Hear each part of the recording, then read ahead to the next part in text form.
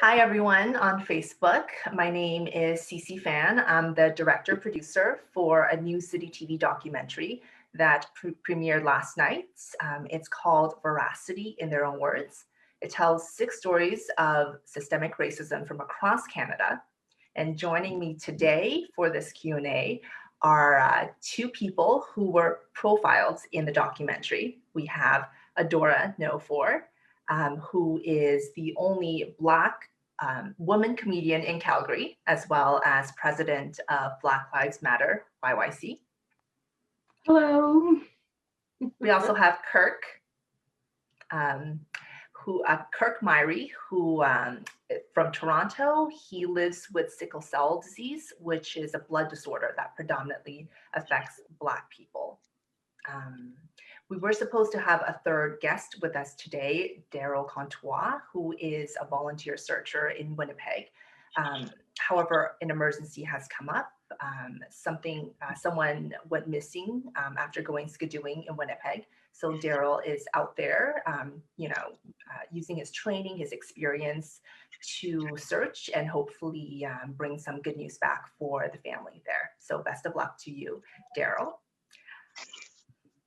But here I have Adora and Kirk. Thank you so much for being here today and for being part of our documentary. Thank you. So before I start with the viewer questions, I kind of wanted, you guys both saw some or all of the documentary last night. What were your first impressions? Adora, you want to go first? My first impressions were, how did I get lumped into all of these great people? Because I like to lead with humility, and thank you, Daryl, for continue. Like, the work is so important, so I want to thank him for that. And yes, please come home safe and bring everybody on your team as well as that missing person home safe. But I thought great stories, and these are the stories that I knew were happening, but didn't really hear on the news. I didn't really hear them outside of specific communities. Even when people were talking about them, very often they were ashamed of them. Whatever the situation is. Sometimes it's health, sometimes it's your situation. I know me, and very often there's shame associated with being a comedian because that's not what my mommy and daddy wanted me to be. And activism, there's a lot of pushback. So a lot of time people will, separate from you because they don't know what the right side of history is. And I feel like I am leading the charge with many others to stay on the right side of history. Kirk?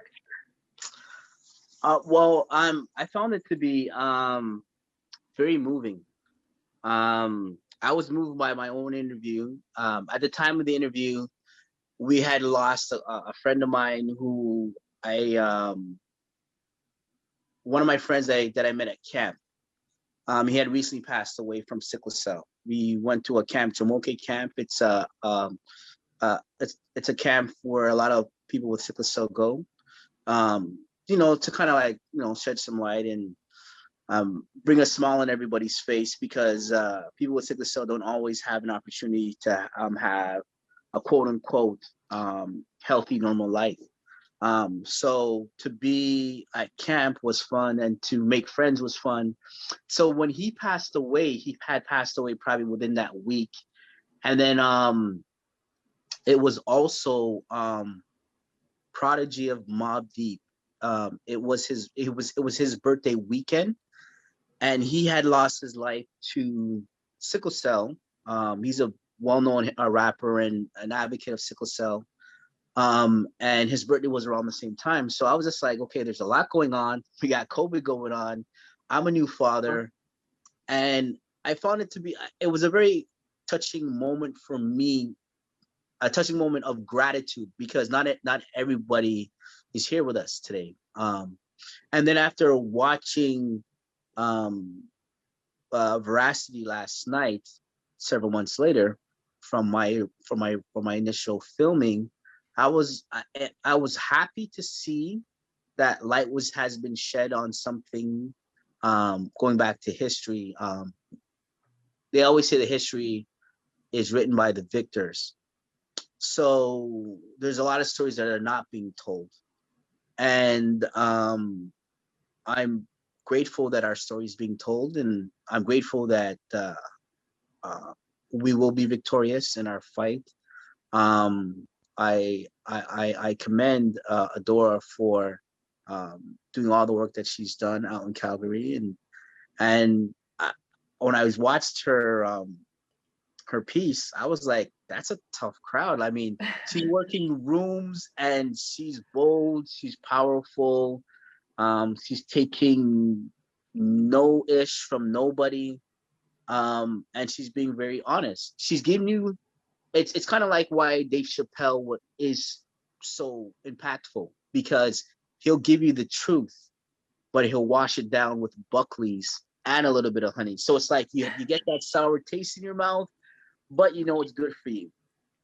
And then just to hear and highlight all the communities across Canada, the Asian community. I don't want to mess it up. I think it was the Japanese community coming to Canada, or in Vancouver, and seeing how people are treated in different and various communities, and what happened in Quebec and with that professor. I mean, it to me. There's a little cynicism, because I don't always like. I'm very optimistic, but it's so funny how Colin Kaepernick was preaching this, and he was ostracized, and now it's kind of like it's the it factor. Like everybody wants the flavor of the month. So my cynicism is, when is our 15 minutes of fame going to be up? When will they move on to something else? So for now, I'm happy, and given this amount of time that we have to speak our piece, I'm hoping that we can create change, inspire change. And the kids generation, the Y generation, the social media generation, they're doing a lot. If it wasn't for them, we'd probably be running the same monotonous loop, and we shouldn't be in those loops. Cool. I feel like those generations that are coming up, like a force of nature, it's because their parents were also doing the same, but not getting this type of exposure or support. Because those kids did just decide that. But en masse, they're getting support. So I want to thank the trailblazers that are before me. Before, yes. Like I've led the most people in protest in my city's recent history. I'm just gonna say. Put it out there. And that was not my plan, but my father started the Nigerian Canadian Association of Calgary. He's the first president with people. And I mean, I remember when I was young, some of the things that we were doing as a family that people did not necessarily agree with. And I like my parents are now like, hold on, we're proud of you. What is, because they kind of dropped it because there was so much pushback. And I'm so happy to see that there is support for this new day. I don't have any optimism, to be honest, because I feel like I've seen this. I've seen it be the trend. I've seen it be popular, but I'm not stopping. And I know that my kids aren't stopping. If people think that I'm too much, well, my kids are coming right after me. Right? I could not be any more proud at how, I have an adult child, how he navigates the world. He is biracial. He is very light. So, in our family, we go together, we don't match. And he wears his afro. Like he's not cutting it for nothing. He don't pass for 3 seconds. He wants to protect Black women. I have twin girls. They're 13, and they don't owe anybody beautiful. And some days that's a problem. Only because some days you want to like put it together and get one nice family picture. But I'm really impressed with how the youth have said, we're not accepting this. And every time I hear some old folk talking about how, the young people aren't doing what's right.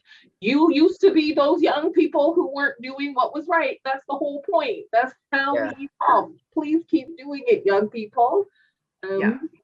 I'm going to be the old person in the group trying to figure out how I'm messing it up and how I can get the rest of the old folks to do what's right. Mhm. Thank you, Adora. So we need to have our young people to have that team spirit, and we need our older people to have that George Clinton spirit. Like you're only getting older, you're not old. You know what I mean? I see you. The blue here, the anti-racism is like pink only because I'm weird. I'm just finding it. Thank you, guys. So now I'm gonna bring up the first viewer question. It's a viewer question from Sandra, and it's for Kirk. She says, Kirk, have you come across Black doctors or nurses in hospitals? Do you see a difference in how you're treated if the person is Black or BIPOC? So this is referring to the fact that obviously you've had faced lots of poor treatment at hospitals when you go in.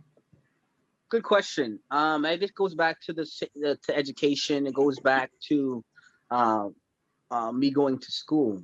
I haven't seen many Black doctors. I remember in school there might have been 3 or 4 Black teachers. Is there Black doctors? I don't know. Like I know we've done so much, and the record books say that, and there's all these patents that were stolen from Black doctors and things of that nature. So I know that we are out there, and I know what we're capable of. But a lot of the issues I've had, systemic racism within the healthcare system, is the fact that it's out of sight, out of mind. It's the fact that we don't do more than maybe one assignment, if that, on sickle cell. And this is what I've heard nurses tell me.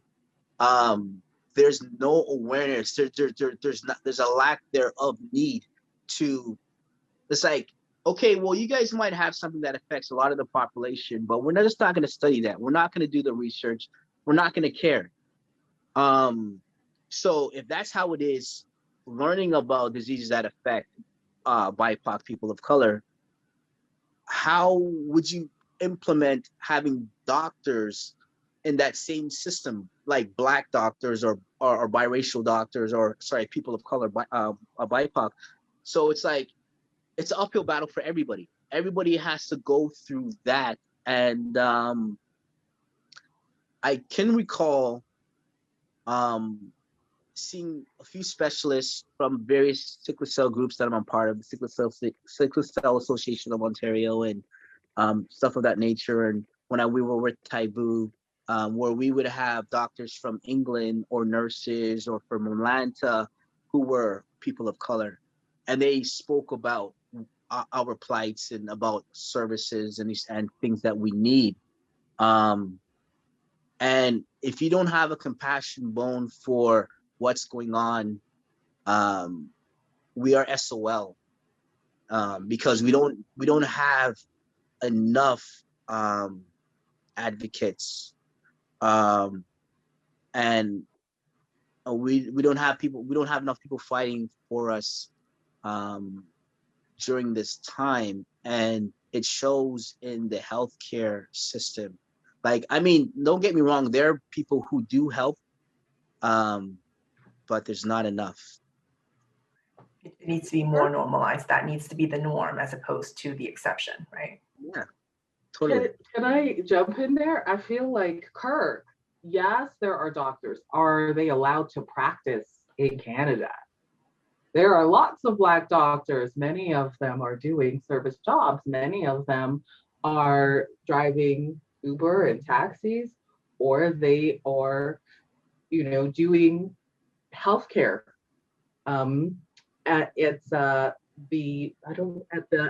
Let's say an entry level, or they are underemployed.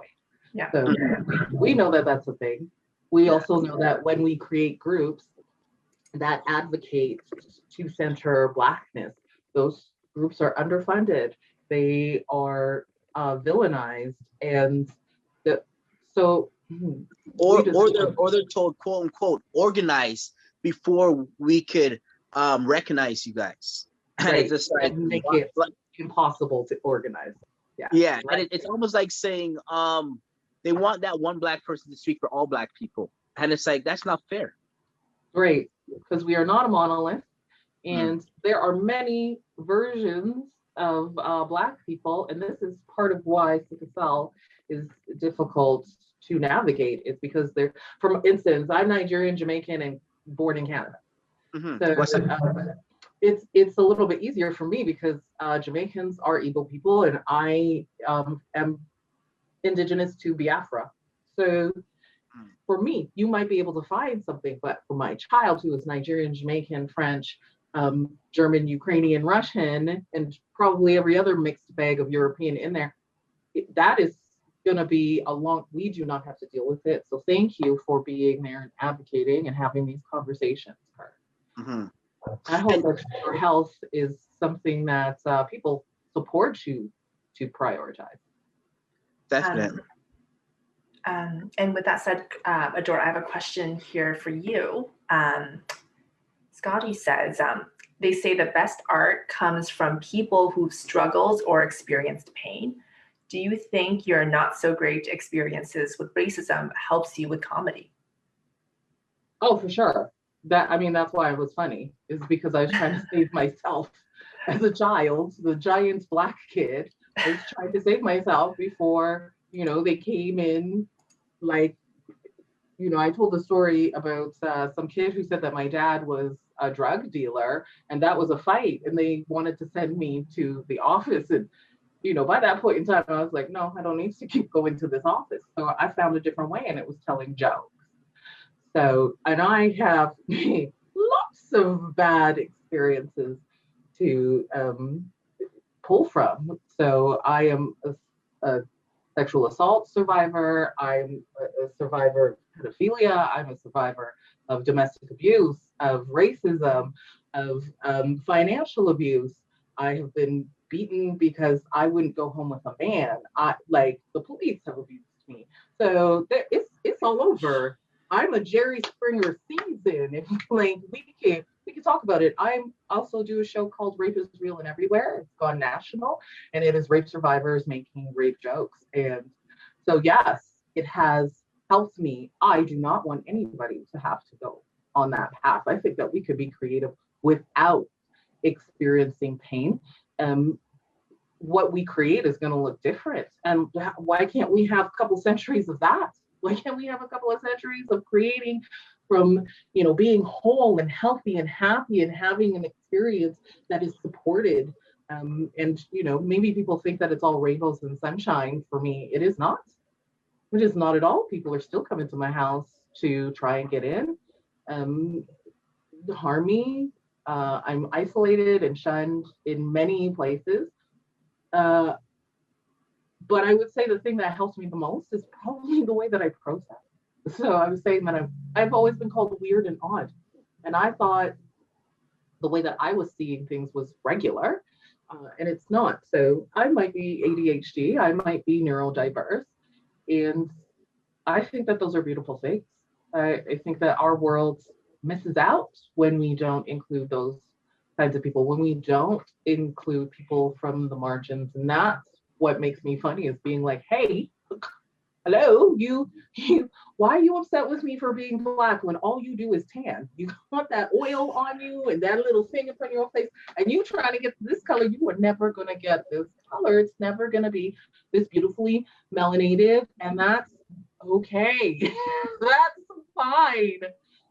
It just means that the sun is probably not your best friend. I think that's so inspiring, Adora, for you to take a lot of these very painful, horrible, traumatic experiences and turn it into something that's joyful as comedy. You're talking about serious topics, but it's funny. So you've really taken a lot of negatives and turned it into something that is a positive in a lot of ways. On the topic of pain, we have a question for Kirk. The question is, we have certain perceptions of what a strong Black man means in society. Is it hard to talk about feeling pain and vulnerable and asking for help as a strong Black man? Yes, I mean society has done that. Um, there's a demasculation of the man that has been going on for a while. Um, and there was a demasculation of women that has been going on for a while too. It's like we have set type roles that we are expected to be. Like if a woman was strong, she was wrong, and if a guy wasn't, if a guy was sensitive, he was wrong. But if a person was vulnerable, he was wrong. So it's like I think one of the biggest misconceptions is tears or emotions. It's like it took a while for me to understand that my emotions, my vulnerability is my strength. And that was like a big breakthrough because society doesn't portray it that way. Society says, okay, you're brawn, you're masculine, but there's no yin and yang. Like there has to be a balance between your energies. And in doing so, um, with with not having outlets that support you, um, you're told to suck it up, tough it up. They give us the scale when we enter the hospital. They're like, on a scale of 1 to 10, how do you rate your pain? And it's like it's excruciating. There's not a measure for my pain. You've heard one of my friends who also was part of the documentary, Serena. uh, she exposed that I would something that I was told from the healthcare department, that our pain is worse than childbirth. Mhm. Like it's like the pain is so excruciating that people have strokes in the middle of the pain. People faint, people collapse, people even die because the pain is so unbearable. And you live through these crises all the time. And I remember being told that, hey, you're always gonna have pain. So how do you how do you cry for help when it almost sounds like it's a cry for, like it's almost like almost like a cry of wolf. You're always crying, you're always crying. They don't know how to say, okay, well, is this one worse than that one? And it's like it goes back to the racism of it all too. If I had the big C letter, like if I had cancer and I said that I was in pain, traffic stops. Nobody asks you what level is your pain, whatever. You could just keep going. But this affects people pretty much the same way, where your immune system, everything, you have organ failure, you could go blind, you could go crippled. Like anywhere where blood and oxygen goes within the body, everything from hair follicles to bone marrow to organ to blood, it affects everything. So it's almost like saying the river runs through it. So you're supposed to have a dam, and that's how the blood circulates throughout your entire body. But if you have stoppages in various points, and that's what happens when we have a sickle cell crisis, you have your blood vessels go from being circular to go from being like a banana shape. And what happens was when the blood vessels pass through the bloodstream, if they can't pass through, then they start to clog, and that clogging is the crisis. So that is the pain that we live through daily, from migraines to headaches to strokes and beyond. And it's like you're suffering in silence because, oh, you're always in pain. Or I don't see that you have a cut, or you don't have a cast, you don't have a broken bone. There's nothing wrong with your limbs. So people kind of look past it. So it's been difficult, and that's been part of the challenges, articulating that I'm in such severe pain that I need help, or or that my pain makes me have to slow down in life and do things at my own pace in order for me to complete the race. And so it has been difficult, and that is the challenge. Um, We've been having such a great conversation. I really wish it could go on forever. I don't know how we ran through most of a half hour already. I honestly have no idea. But in the last couple minutes, if I could just get some quick thoughts from you guys to answer this viewer's question, which is, what can we each of us do in our daily lives to help make things better? I mean, it's a big question. What do you guys think? Like, I'm on a campaign to center Blackness at every turn. Like, if it's your Instagram, if music, if it's the foods that you're eating, if it's the businesses that you're going to, if it's, you know, the education, the movies, all of the stuff. And to add to it, stuff that's created by Black people. So there is lots of stuff that is created by the white gaze, white male gaze. Queer it up, get some LGBTQ two-spirit stuff in your life. Trans folks need support. Like, read the books by Black women. Go to talk, like, buy the tickets. And sometimes, like, you don't have to go. Like, I would love if my show is sold out and I only see Black people there. Or give the ticket to another Black person, not because I don't want white people at my shows, but because every show I go to is full of white people, everywhere, every single, and I love it. And I've been going to comedy 11 years, but it feels different when I get to be in a space full of Black people. When you see Black people, mind your business. But it's not your business. Whatever they're doing, it's not your business.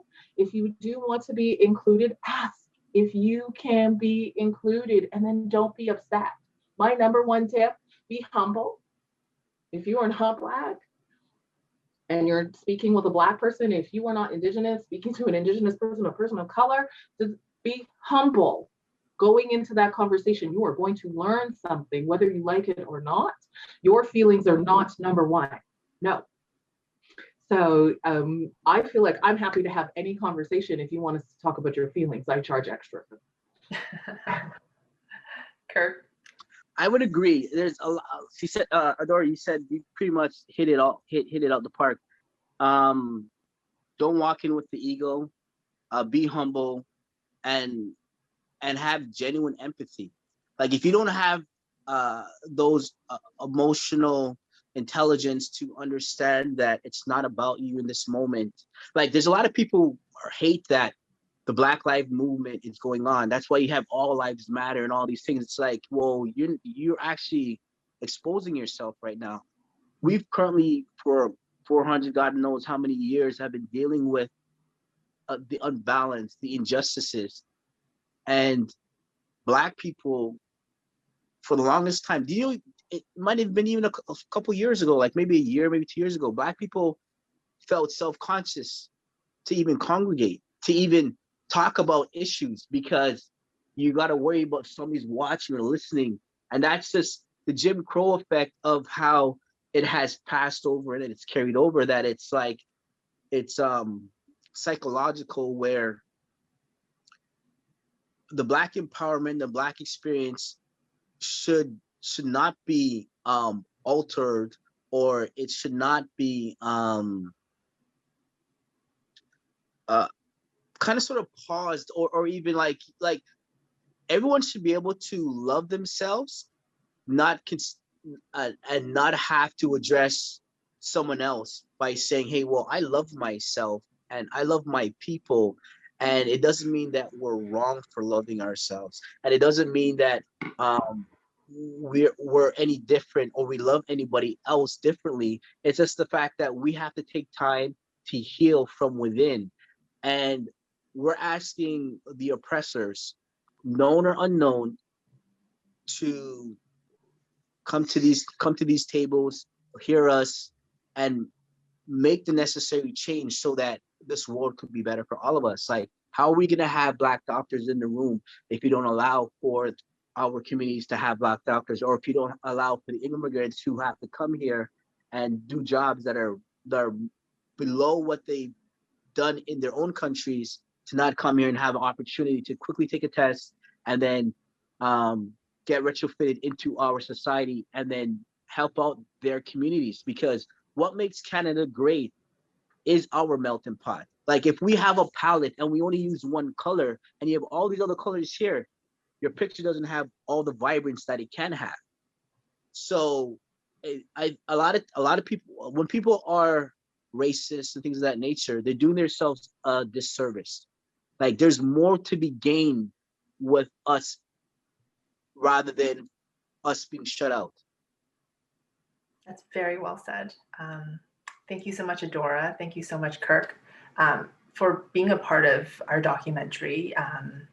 You know, for being here today, answering questions, for your honesty, and for your vulnerability. You know, you really let us into your lives, spoke about some very, very personal issues. So thank you so much for that. Thanks for the opportunity. Okay. Thank you. And thank you guys for watching on Facebook. Have a great rest of your day. Thank you guys.